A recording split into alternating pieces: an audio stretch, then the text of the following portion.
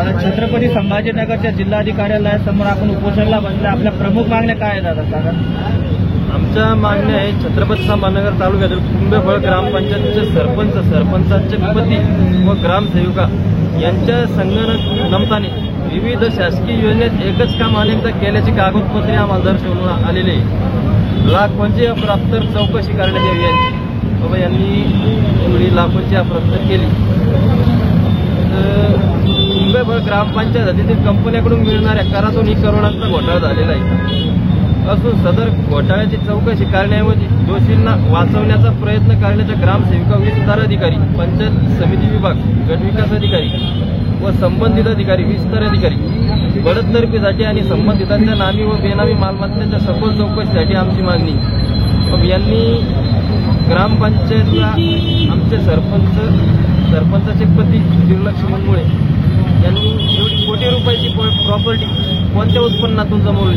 ते एक साधारण शाळेमध्ये एक नोकरची ड्युटी करतात, ड्युटीवर ते तर नसतात, पण दुसऱ्याला त्यांचे ड्युटीवर नसताना सुद्धा त्यांना दुसऱ्यांना ड्युटीला पाठवतात। उदाहरणार्थ पोलीसमध्ये मी ड्युटीला आहे आणि मी ड्युटीला नाही आहे पण मी दुसऱ्याला पाठवतो। बाबा हे शासकीय कामामध्ये चालतं का सगळं?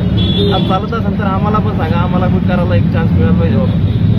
म्हणजे तुम्हाला असं म्हणायचं की त्यांच्या जागेवर दुसऱ्या माणसाला पाठवतात? हो, दुसरा माणूस दुसरा काम करतो, दुसरा काम करतो, ड्युटीला हे स्वतः दुसरा काम तो करतो। बरं, उपोषणाला बसण्या अगोदर एवढं टोकाचं भाऊ उचललं तुम्ही, याच्या अगोदर तुम्ही काही पत्रव्यवहार केलेला आहे काही जिल्हाधिकारी? हो, केला होता। सगळीकडे आम्ही पत्र दिलेले आहे। पत्राचा मला विस्तार अधिकारी आले होते शुक्रवारी, DN मगर साहेब, पण DN मगर साहेब आले तेव्हा त्यांनी कड्या लावून आमच्याकडून कागदपत्रे घेतले। बाबा कड्या लावण्याचे खरे कारण काय? त्याचे कोणती गोष्ट लपवली तुम्ही?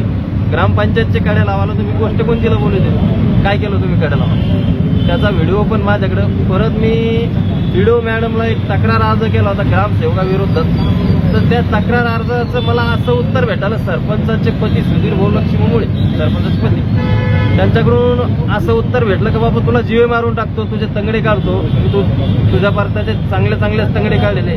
बाबा कोणाच तंगडे काढले याच्यावर पोलीस प्रशासनानं आजपर्यंत कारवाई केली का?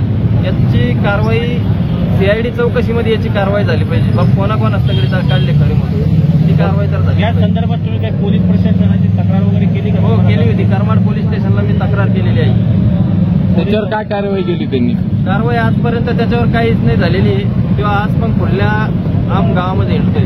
आजपर्यंत काही कारवाई झालेली नाही। ही पोलीस स्टेशनची NC आहे, करमाड पोलीस स्टेशनची। तुमची भूमिका काय राहणार? मागण्या जर मान्य नाही झाल्या, मागण्या जर आमच्या मान्य झाल्या नाही, तोपर्यंत आमच्या मागण्या मान्य होणार नाही, तोपर्यंत आम्ही आमरण उपोषण असं चालू होतं। बाबा ते आम्हाला असं सरपंच जर आम्हाला असं मारून टाकायचं धमकी देतात, ते आमच्या गावात सरपंच कशाला? ते नको नसल्याला बरे, ग्रामसेवक पण नको नसल्याला बरे। आमच्या गावाला 20 वर्षापासून एकच सरपंच आणि 20 वर्षापासून एकच ग्रामसेवक, त्यांची बदली झालेली नाही कुठेच। माझं नाव सतीश ज्ञानेश्वर शेळके।